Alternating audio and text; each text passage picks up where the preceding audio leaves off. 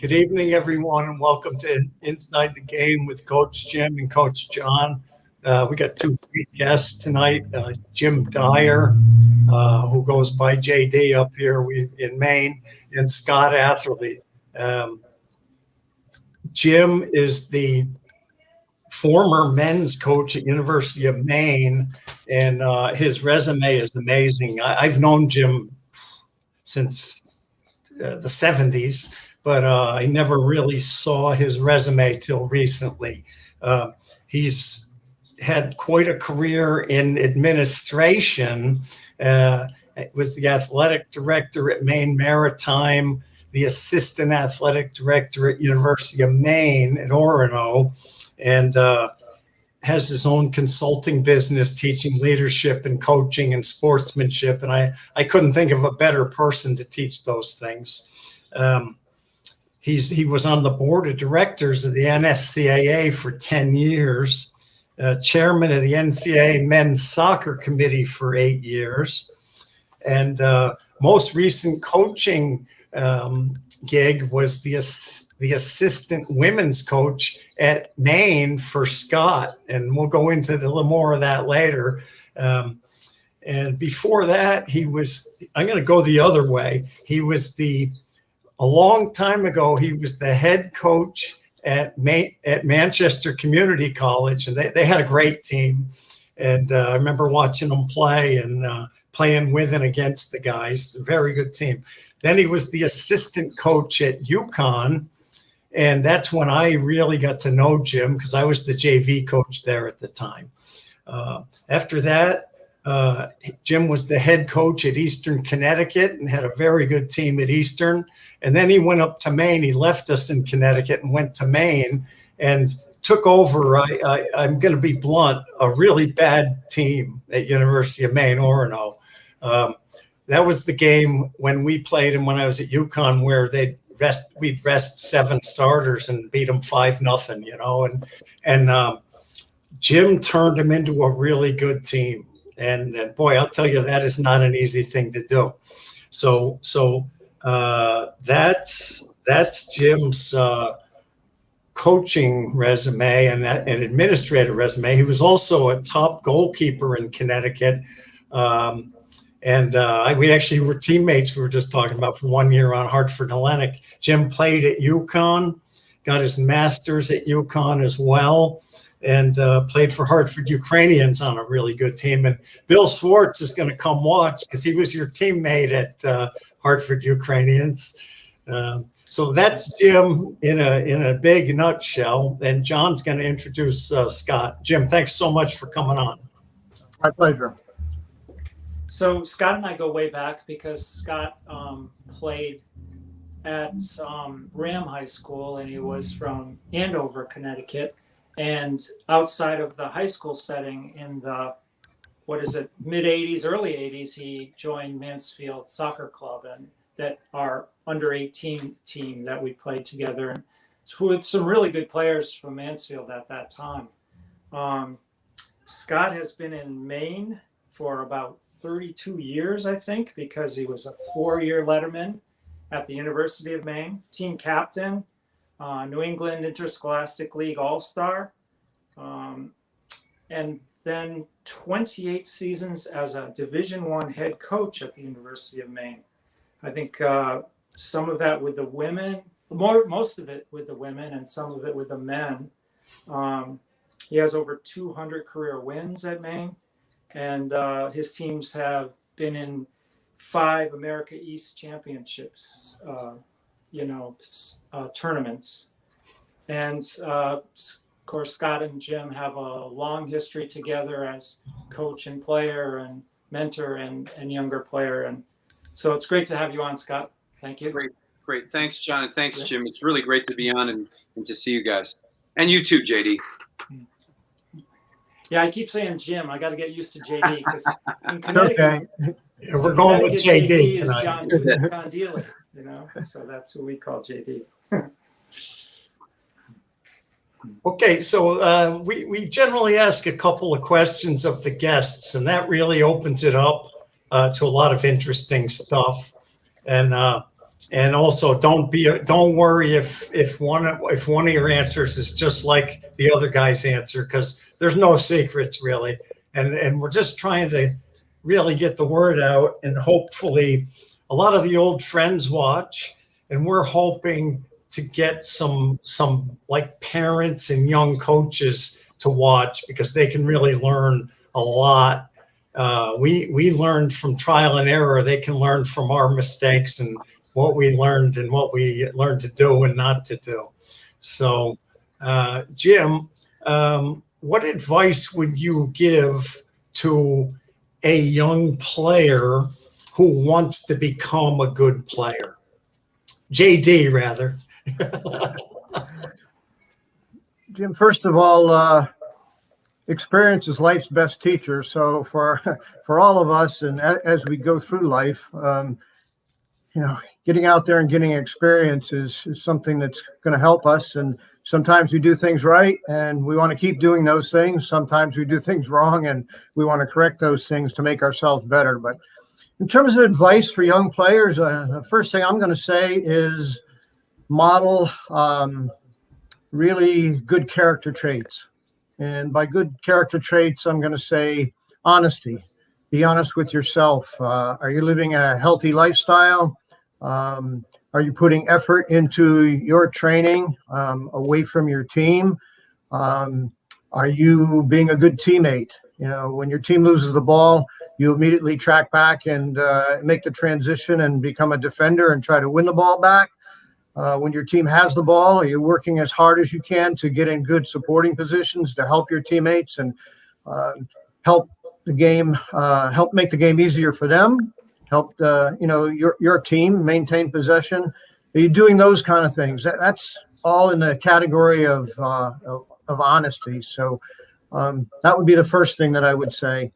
The second thing would be to take personal responsibility for developing your technical skills. And I'm thinking of two things in particular. One is your individual ball control, your first touch, ability to shield the ball and hold the ball under pressure, ability to escape from pressure, to get out of trouble if people are surrounding you.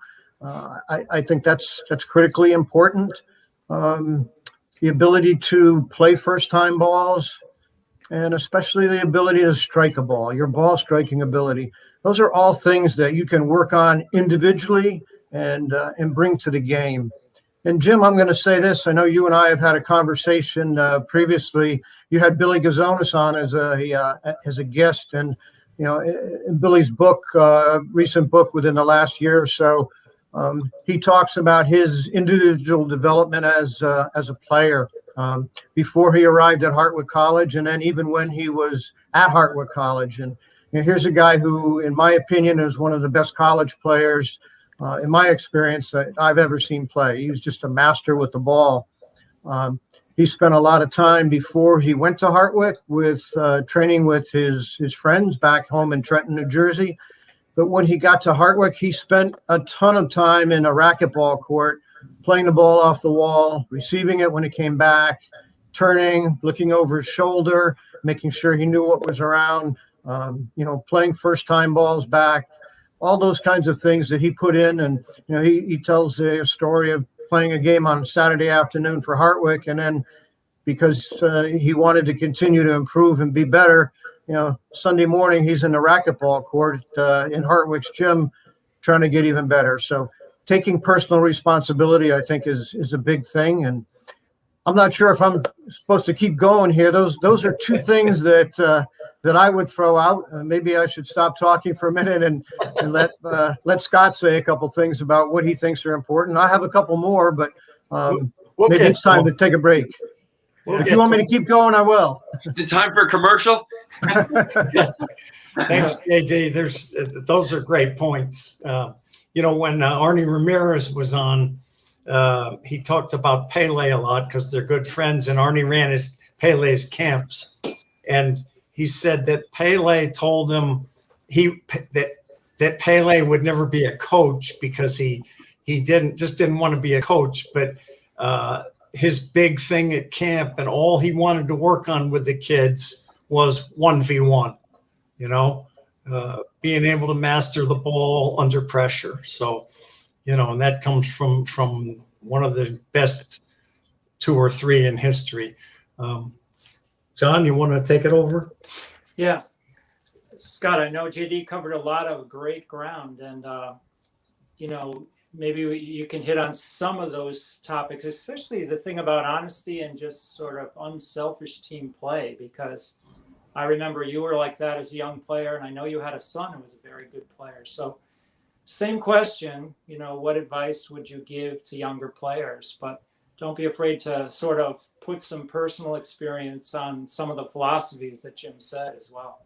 Yeah, well, I think honesty is a good place to start. Honesty, with your actions, and ultimately, I think, when I think about, listening to some of the things that Jim was talking about, you could be the best player in the world, and if you can't function within a team, there's really no place for you.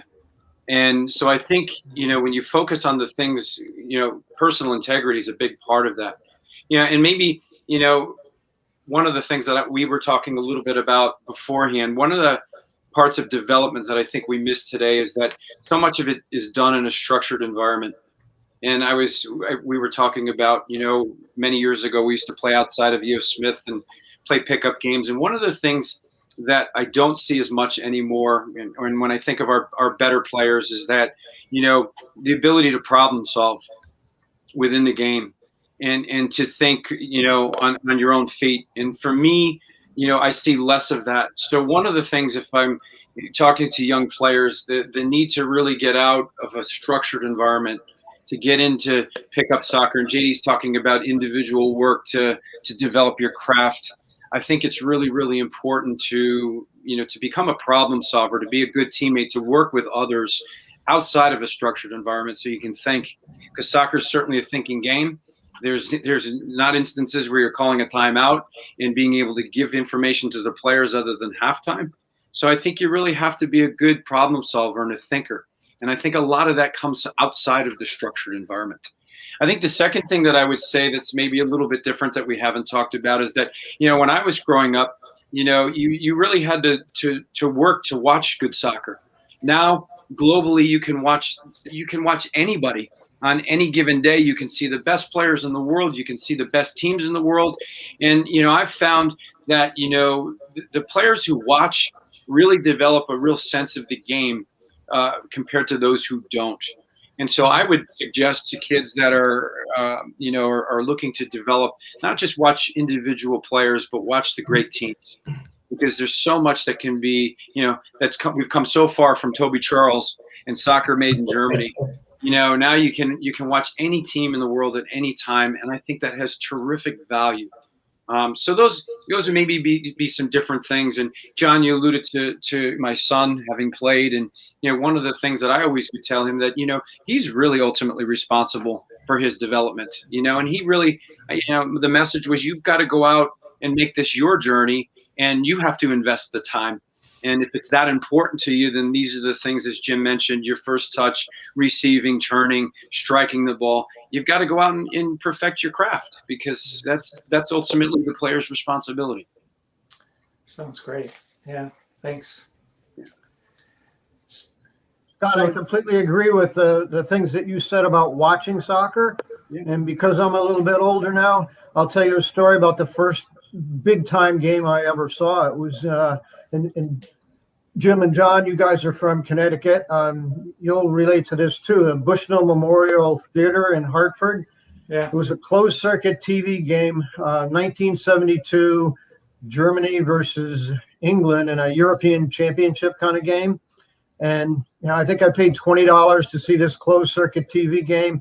It was the first big-time game that I had seen. There was no soccer on TV at the time, not even, as Scott said, Toby Charles and, Soccer Made in Germany. That wasn't even available. And now I have to go through the TV guide and figure out which games I want to watch, which is great. But I think I agree with Scott. I think it's really important to watch, if nothing other than to see what's possible and what's not possible. Lots of times I see players try to make passes, to try to play balls that are they're impossible. It's not possible to do those things, and the ball's going to for sure run out of bounds or run over the end line. So if you see better players play, you see things that are possible. You see what's correct in terms of how to play, and I think that's important. So the other thing that Scott mentioned was taking the opportunity to develop in small-sided games and unstructured play. And I know that U.S. Soccer Federation has spent some funding money in urban areas to develop mini fields or mini courts, if you will, with dasher boards and artificial turf. I remember being in Germany at one time, seeing what looked like a tennis court with a fence around it and a fence on top of it. So it was a cage type of thing with small goals. And what a great place to go play. You pick up soccer, the ball's never going to go away, and it's always in play, and just go and develop on your own. If every town had one of those little mini fields with dasher boards where you could go and play pickup games with your friends, and when you play smaller sided games like that, it puts more pressure on you because you become more responsible when there are fewer players on the field. If you're playing 4 versus 4 or 5 versus 5, you can't hide. You have to accept some responsibility as a player, and that helps you develop more. It puts you under pressure. You're going to be a better player from having experienced that. So I agree with Scott. Too much is always structured, and you play when there's a structured game on the schedule. But if you can play pickup games a lot, that really helps. Definitely. It's interesting you talk about the cage, because in South London, where right now the best English players are coming out of South London, teenagers and young 20s, Jadon Sancho, guys like him. I think Sterling's from there, Raheem Sterling, and they have a place just like that. It's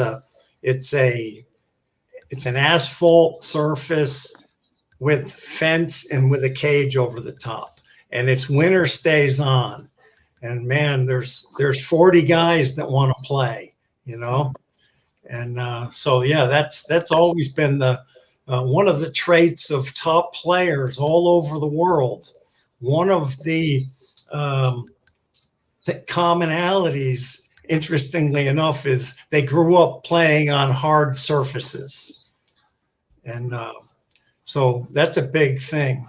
And hopefully we'll see that. I know there's talk about building futsal courts all over the place, and you don't need artificial turf. You can just cement it, and then that's it.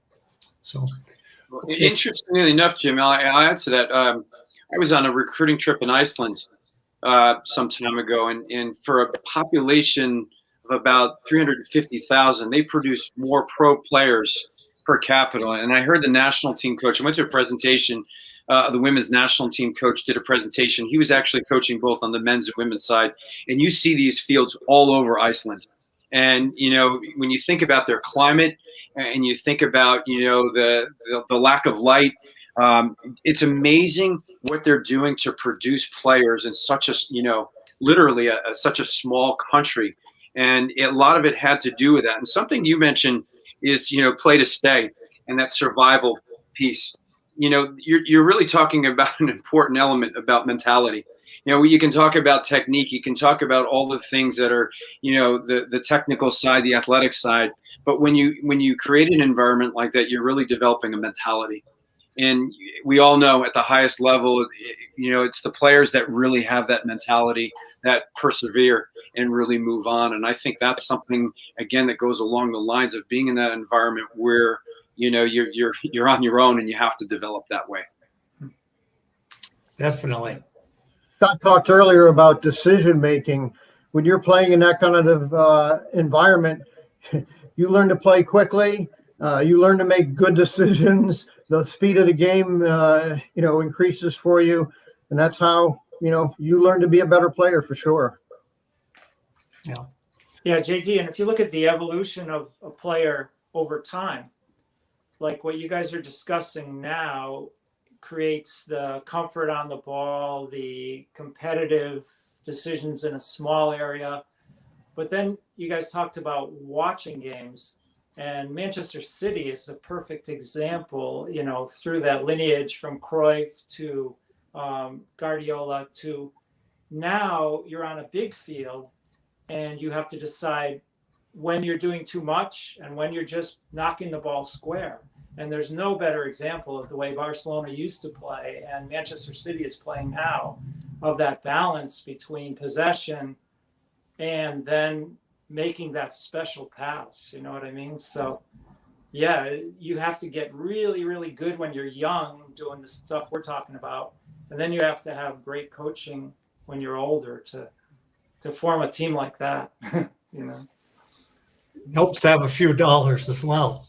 yeah. But it's something I've really enjoyed watching, like Gio Reyna develop. There's a guy you're talking about that kind of came through the American system, and watching his talents and just being able to be in the environment that he is with Dortmund at such a young age and doing exceptionally well. I think it really speaks to how we're evolving as a country, and with so many young Americans over in Europe, and when JD and I were over there last year, seeing so many of these the German clubs with Americans on it. It's been really it's a really cool thing to see, and it really is, and it's a real testament to what's happening in our country.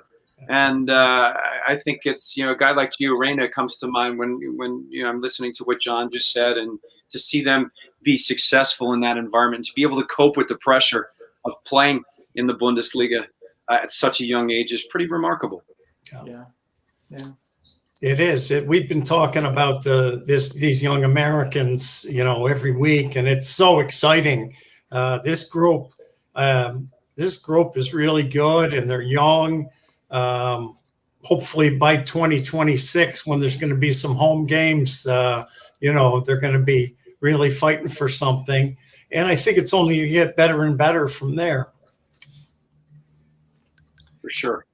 I'm going to interrupt for a minute. Our old friend Jim Szymanski says hello.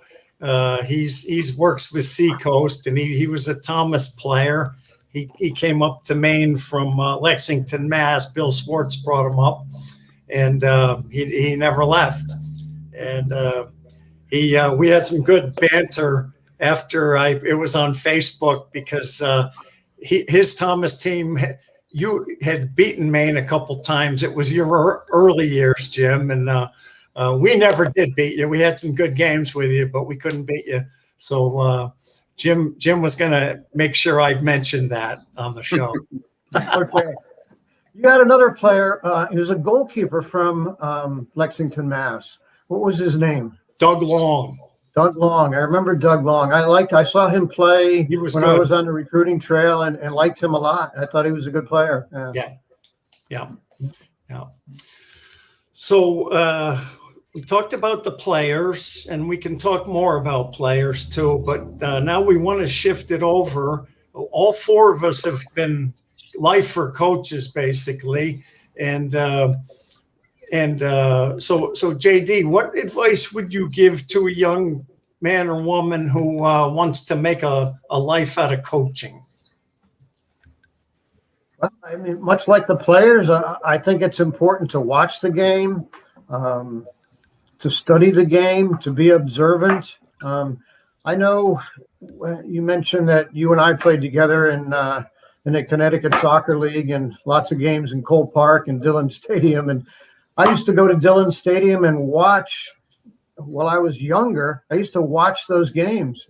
And I learned a lot about goalkeeping just watching some, goalkeepers play. And I think one of the ways you learn is to mimic others who are doing things right. So you can learn that way for sure. And, we mentioned that as a way for players to improve and improve their lot.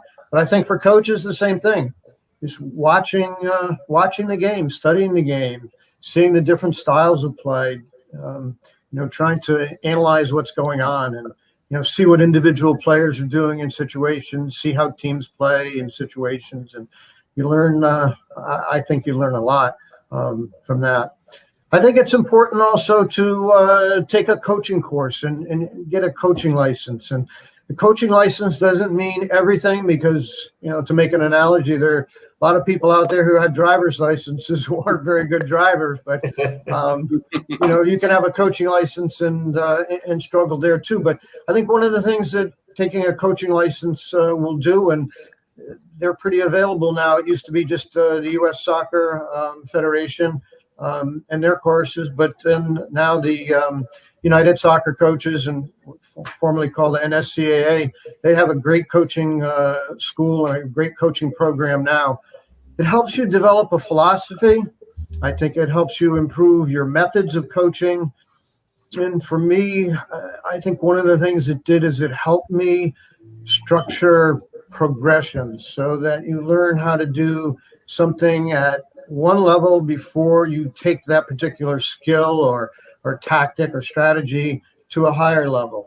And I think that's important for players. You have to learn how to do things maybe at a slower speed with less pressure, and then you advance it to, maybe group play where there's, more pressure and more just quick decision making, and, eventually when you're going to get to match speed. So learning how to plan good training sessions that are realistic, that are progressive in that manner. I think that is something that I know coaching school helped me do that way back in the early 70s when I first started with the coaching school. And, I would recommend that to anyone who wants to be a coach as well.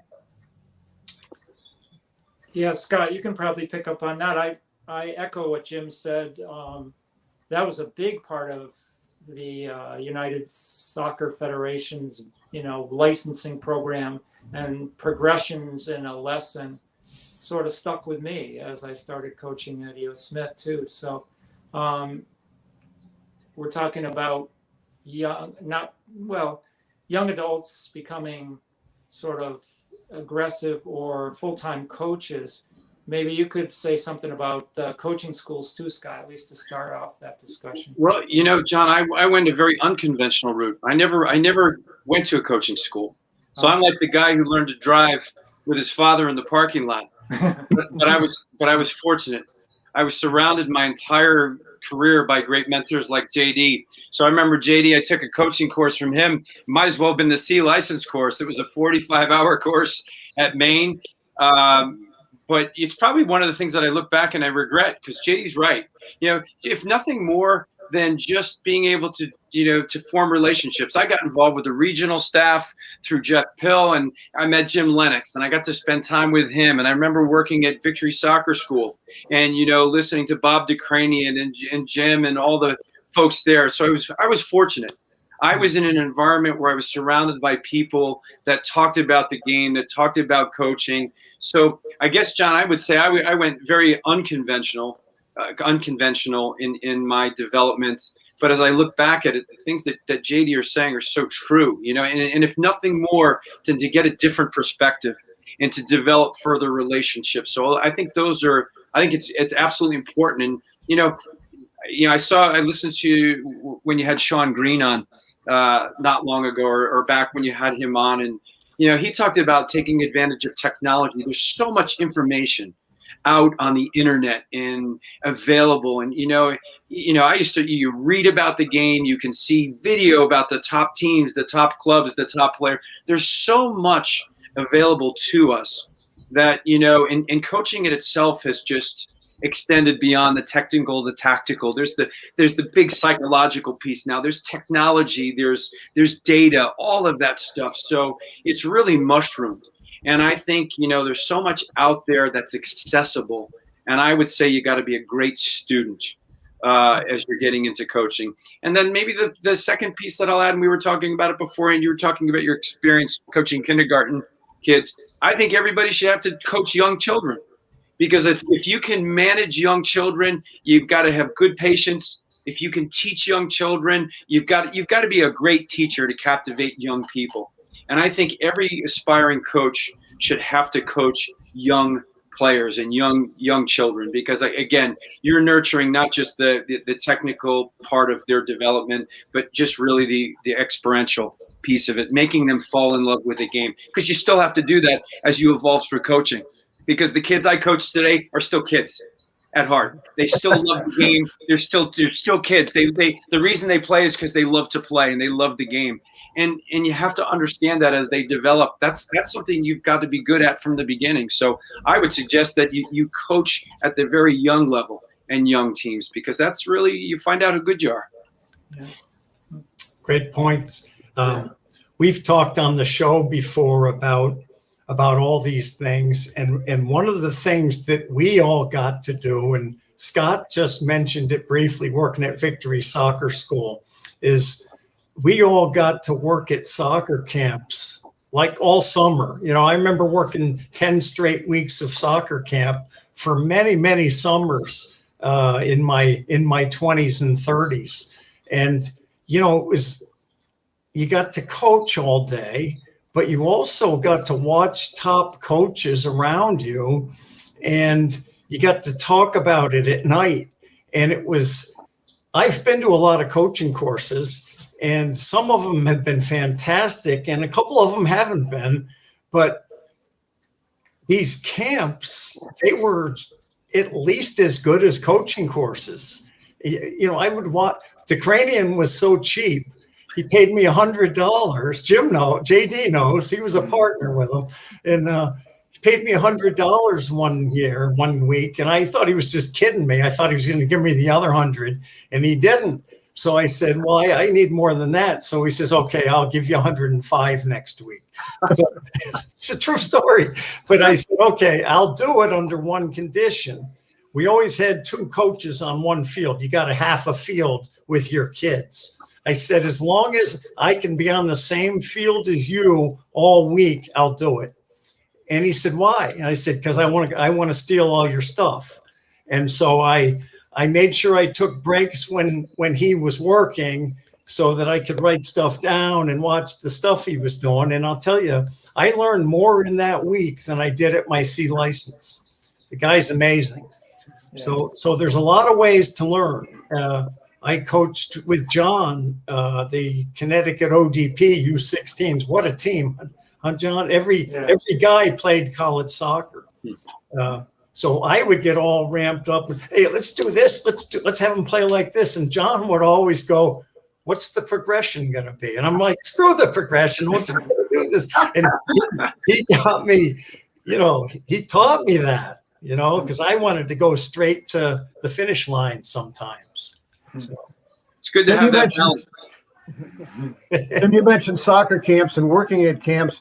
I can remember, you know, sitting at a dining hall table at night with other coaches, and you know, getting the salt shakers and moving the salt shakers around, and you know, the ketchup bottle was the ball, and you know, trying to talk tactics like that, and you know, especially with guys like Bob DeCranian and all the other, you know, experienced coaches who work there, and you learn a lot just by talking and exchanging ideas. And I think, John, the question you asked is, you know, about coaching. They're all different levels as well. You know, a lot of the questions and inquiries I get are about college coaching, and you know, as it relates to college coaching, I always say, you know, you need to flavor it to understand what the lifestyle is, because it's more than just coaching, as you know. So I think, you know, it's important that as people think about what they want to do, both short and long term, there's an element of, you know, is this what you really want to do? And, you know, there's so many volunteer opportunities out there now. And you look at staff, like coaching staffs at the collegiate level. I mean, there's you know, they're a mile long with volunteer assistants. There's ops people.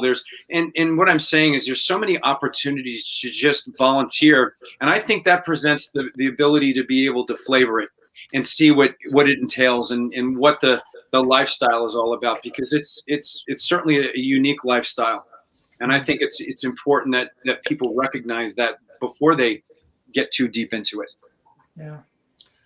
JT, you must have had that decision when you were younger, because you were a certified Connecticut teacher, right? And then you had to make the choice of whether you were going to keep teaching or try to get a full-time career as a basically college coach. Was that a difficult decision for you to make at the time? John, I'll say it's funny. I was really busy. I used to teach all day. I had 8 elementary school classes, physical education classes a day. And then I'd jump in my car and drive to wherever I was coaching and coach my team and get home and, fall asleep and get up the next day and do it all over again. So Yeah. I thought, well, if I can become a full-time college coach, then my days will get more manageable. And that didn't prove to be true. Is my jobs in Connecticut at UConn and Eastern Connecticut, and before that at Manchester Community College, they were all part-time jobs. And when I decided to go to Maine and take the full-time job there, I thought it would be easier, but not so much. And I'm sure Scott and Jim, you'll probably say the same thing, because you guys were college coaches as well. It never stops. It's recruiting. It's, working with your players with academic support. It's, meeting with your players to make sure everything's going okay. It's coaching them in the off season. It's just a cycle that continues and just goes and goes. And, Scott mentioned getting involved with coaching younger players. I know him because I know him so well personally, and, he lives in the next town over from me now. And, we know each other really well. Well, he's coaching at the University of Maine, and he's coaching year round, and he's recruiting, and, he still finds time to coach with a club, and he has 2 young daughters.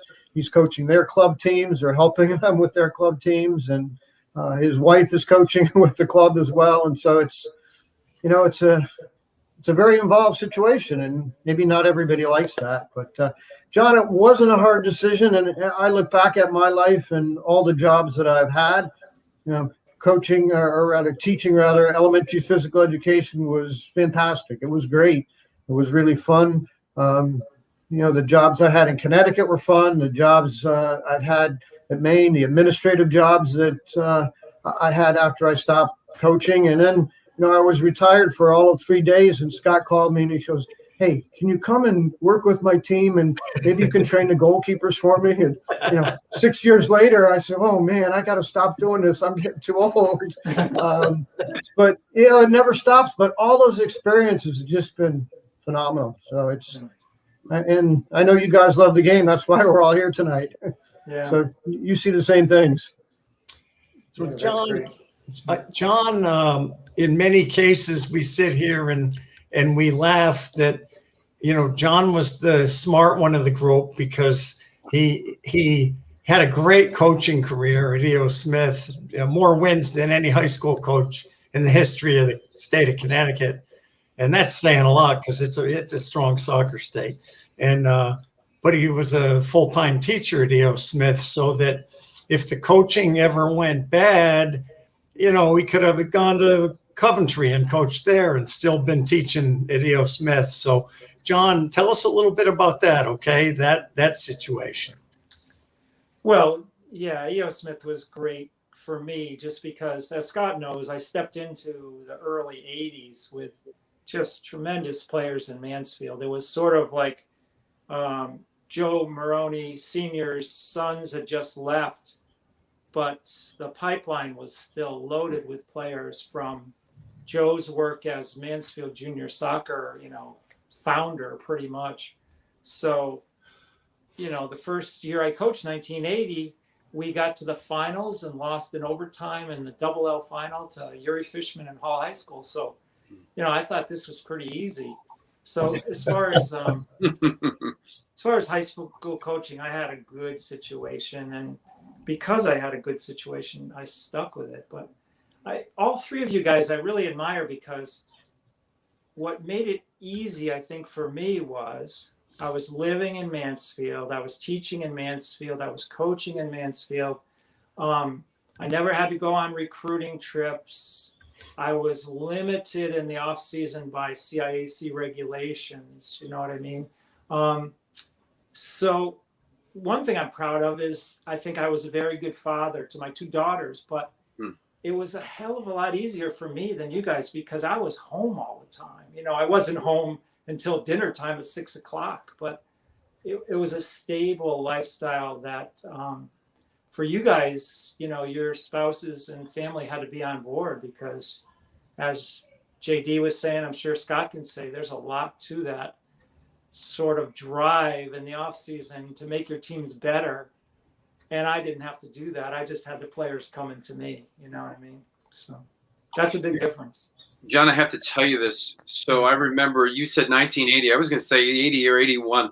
I remember the name, you may remember him, Scott Cowan.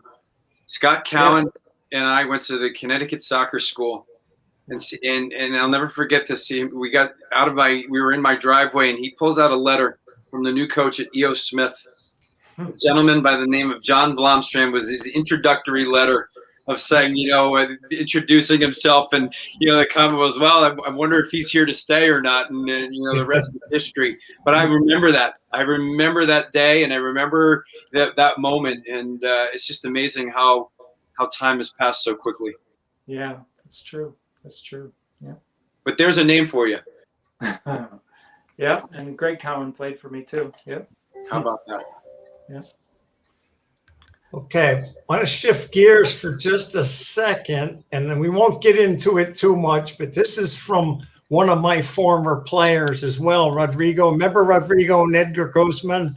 Guys, they're from Norwalk, Connecticut. They're two Colombian brothers. They were very good players at Thomas. One was the sweeper and one was the number 9. And Rodrigo, congratulations. He's back at his old high school, Brian McMahon, as the coach. And he took a program that had once was a great program and had really hit the skids. And he just won the state championship last year with them. So congratulations there. And he does a lot of work in Norwalk for the kids. And he says, what do they think of the outrageous? I know what he thinks. What do they think of the outrageous pricing at Premier level and up? I think it's outrageous. Yeah. I think it's a great word. It's outrageous. You know, and, you know, at that level, you know, when you're paid that much, it's like, you know, it's too bad that the coach is not the highest paid. Now, I'm not saying that from a selfish standpoint, but when you're paying players that much money, I mean, they're pulling the strings, and, you know, really they become the focal point of the team. And, you know, ultimately that's got to be a difficult situation, I think, to have to manage as a manager. And that's you know, again, outrageous is a really good word. Yeah, I say so. So one thing I wanted to bring up, just because of who's here and how these connections happen, you know, when I was the JV coach at UConn, I had another year of school because I had switched from business to phys ed. So I was on the 5-year plan. And so JD was the assistant coach. I was the JV coach. We had JVs back then. And I was looking for a place I was a phys ed major. I was looking for a place to student teach in the spring. And he offered me to come to, you know, work with him at in Tolland, Parker Memorial in Tolland. And so I did. And I walk in the first day, and these are K through 2, okay? Kindergarten through 2nd grade. I walk in, there's a cargo net from the ceiling, there's a rope ladder, and there's a big one of those thick ropes. And all the kids are climbing up all the way to the ceiling and touching the ceiling and coming back down. And I couldn't believe it. You know, I'm like, you know, what, they're going to get killed, you know, and it was just so orderly, and they were having a lot of fun, and they were being safe. And JD was running the whole show. And I learned so much about teaching and coaching during that period of time. And it was amazing the patience that you showed, JD, with these kids, but no nonsense either. I mean, you know, and it was just if a kid didn't do, you know, if a kid was unsafe, he had to go sit out for a while, and you know, when he came back and politely asked if he could join the group, you know, Jim would let him back in, you know, but and I was sharing with these guys beforehand. To this day, I love coaching 5-year-olds and 4-year-olds at soccer camps and soccer classes. I absolutely love it. And I think Scott's right. It does really help you in your areas of, you know, being patient and seeing the big picture. They're not little soccer players. They're little kids, you know. So I just wanted to add that because it's been, you never know when something's going to become a big part of your life. And Jim was a great mentor to me in a time when I wasn't the easiest guy to mentor either. You know, I was pretty bullheaded, but so I really appreciate that. You're welcome, Jim. Kids love to move, and they were there to move. So, as you know, we tried to do as many activities as we could where they get a chance to move and explore. Move and exploration, as it was called, and you know, taking whether it's, you know, a rope and gymnastics or, you know, obstacle courses, or, you know, I was fortunate. I had a whole class full of every implement you could think of, from a sponge ball to those rubber playground balls. It had enough for everybody, and there was no wrong answer because you could do experimentation with lots of different equipment. And you know what you did is okay. You wanted to move, and we got you moving. So it was fun. I think you were ahead of your time, JD. With the pandemic, so many programs have moved outside, and I've seen more than a couple shows about how in Europe this is more common, but in the US now, these very young kids are going out in the woods with their teachers and sort of structuring activities that take some risks, but they love it. The kids love it and the teachers love it, and maybe we'll never go back to the way we taught before the pandemic completely. You know what I mean? I saw kids in my town here in Hamden, Maine. The physical education teacher had snowshoes, and I happened to be going for a walk, and I'd walk in by the school, and his whole class had snowshoes on, and they were walking outside. It was cold outside and everything, but you know, socially distanced and what you had to do, you know, during the pandemic. So yeah. I think you're right, and movement's a great thing. What? Go ahead. Go ahead, Jim. I didn't know. Okay. No, I'm finished. I'm sorry. Yeah. One other thing, I wanted to show these pictures. I didn't show them yet, did I? No. So, because it was bring up, you guys can comment on these, but what I was gonna say was another thing I think is super important for anyone who wants to be a good player or a good coach, that at some point they should travel abroad and look at the game the way it is in Europe or South America, because it's a lot different than it is here, and as far as the importance and whatnot. So that was a big thing for me. I was lucky enough to go when I was 16, and I was playing in the urban playground in Amsterdam with Dutch kids all day when I was over there. Then we'd have a game at night. And boy, I'll tell you what, if you weren't good enough, they told you to get the F out. They weren't messing around, you know? And so anyway, here we go. Go ahead, JD. I know that guy that's sitting next to you. Yeah, it looks like at halftime, that's Gary Crompton, who was a really good player for us at Maine. He was a big center back and later played for the Cape Cod Crusaders, I think it was, in American Soccer League or whatever league it's called. Gary was an assistant coach at Harvard for a long time, and I think for 8 or 10 years he's now been the head coach at Bentley University in Massachusetts. Yeah. Really good student, academic All-American, and just a really good player. Who's this in the foreground? Is that Charles? Yes, it is. Well, that's good, Jimmy. That's phenomenal. Jason Charles. And Jason was from Vancouver, right, Scott? He was, yes. Yeah. Good player. Okay, this is when Scott recruited me to help with coaching his team. The young lady in the middle is Emma Clark from York, Maine, and Emma had a great career as a player at Boston University. Was an assistant with us at Maine.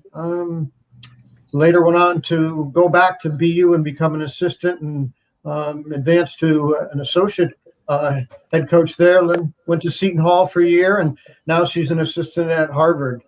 But that's probably halftime, and we're trying to think of some strategy for the second half. Jim, you look like you're getting ready to yell at somebody. I let Scott do that.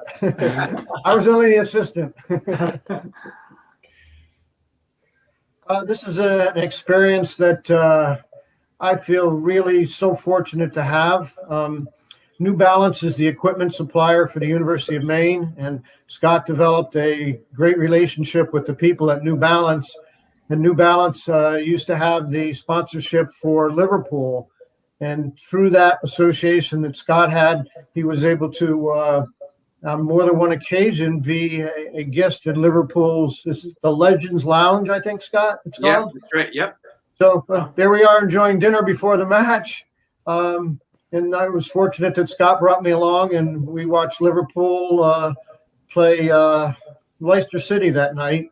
And it was just a great experience. Wonderful. And the guy in the center is David Johnson. He was a center forward for Liverpool, and he's what they call a player ambassador or legend ambassador, something like that. Wow. These are Scott's favorite hats.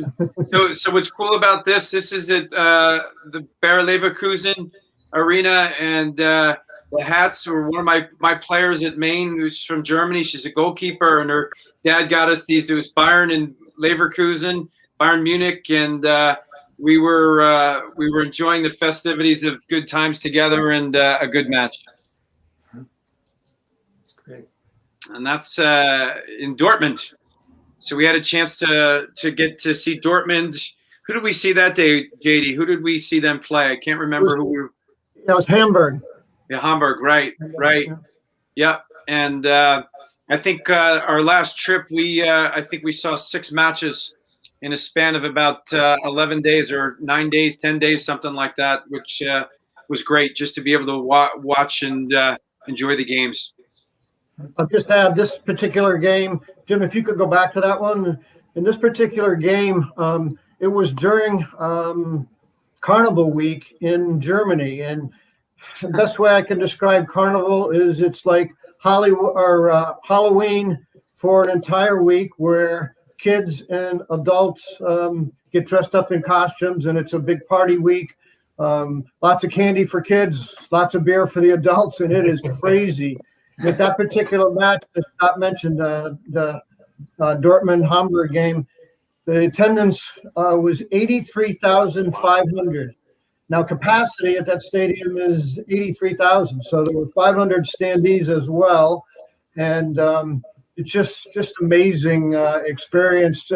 Not only the game itself, but just the atmosphere, the crowd, the noise when a goal is scored. The 25,000 people behind the goal and what they call the yellow wall. It's all standing. And you can't get in there unless you're a Dortmund supporter and you have Dortmund colors on. Heaven forbid anybody from the opposing team should ever get in there. They wouldn't get out alive, I don't think. But it's just amazing atmosphere. Yeah, and Jim, I think what I would tell you is the really cool thing about this is I met Jim in 1984 when he came to my living room. And sat down with my parents and said, would you consider coming to the University of Maine? And, never in my wildest dreams in a million years would I have ever thought, it would materialize to where we are today. And, I remember, JD, when I went up for my visit, I flew on Bar Harbor Airlines, Todd D'Alessandro from Farmington, Connecticut, and I. Went up for our official visit. Still hasn't been a colder weekend. Right, since I've been here. This is true. It was Super Bowl weekend. I was sitting in a literally a beach chair on the plane, and I remember, that weekend, and I got back, and I'm like, it's too far. I don't like the cold, and then Jim came to Wilbraham and Munson and spent time there, and it just shows you the impact of relationships. And I've been at Maine ever since. I never left. And to see the circle of life go to now we go to Europe together, and we've been 3 years in a row, with the exception of this year, to be able to share those memories and to develop all of this. I watched all your other shows, all of the relationships that have been cultivated, and the memories, and just being able to connect with special people. I think that's where it's been really, I've been very fortunate to have a great mentor. Talk about leadership, to be where I am today because I had a great mentor and great people who've influenced my life, and to be able to take it to the level where we were able to share that moment at Liverpool and go to Germany and watch these games together and have 35 years of just memories and connection. To me, when you talk about what the game has given and developed and all the experiences in education, it's relationships. And I see that's what you guys have cultivated with your show, the people you've had on, and that's what I really cherish so much. And it's been great being with you guys, because John, I remember when I was a kid playing for you, and Jim when you were Thomas, and all the the conversations that we have. To me, that's the essence of what this is all about. Yeah, Scott, even Robbie Stone played for us.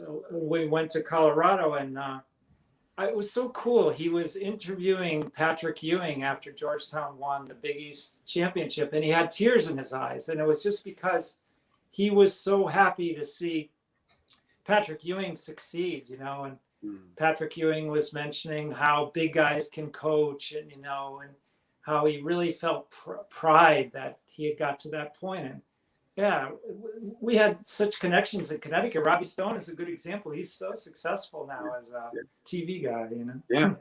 He's a great guy. He worked at our summer camp, actually. He was a great kid. Yeah. He was on that ODP team we were talking about, and so was Robbie Thompson. That's right. Simsbury, Connecticut. Simsbury, Connecticut. And that's my hometown. And my first camp I ever did by myself was in Simsbury, and they were 9 years old. They came to the camp. They were the best two players at the camp, the two Robbies, we called them. and they were the best two players when they were 9 years old. Yeah. Yeah. That's cool. One of the questions you asked earlier was, advice for young coaches who want to be coaches. And I'm going to read something to you that I saw on a plaque on a wall of one of my coaches when I was at the Maine Maritime Academy. And the plaque said, "It's not what you know that's important. It's what your players have learned that counts." And I think that's pretty good advice for a coach. No matter how much you know, how well have you taught your subject, whether it be as a, academician like John or us as full-time coaches. Can you teach what you know to your players so that they learn it? And that's what's really important. We've talked about education a lot here, from, those days of kindergarten and first and second grade to, what everybody's doing at the college level. Yeah, that's great advice. Yeah. Yep. Okay, guys, we're going to wrap it up. We're running out of time. We could sit here for another hour easily, but, that's the way it goes. So thanks so much for coming on. I've been looking forward to this one. Thank you. Thank you, guys. This is great. Thank you very much. It's been Thank you. It's an honor to be here with you guys, and really thankful for the opportunity. All right.